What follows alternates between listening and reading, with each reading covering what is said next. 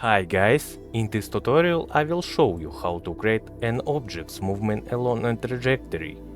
I have already prepared the scene, so let's move on to the script. Let's create an array of points for the trajectory. Add the movement spin and set up the rotation of the object. In the update method, we will check the distance to the points and move the object along them.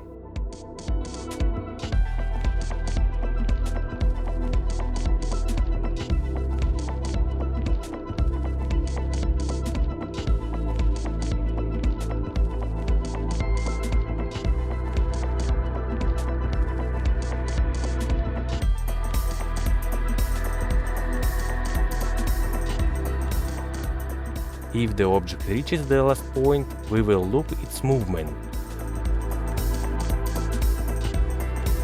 Let's check.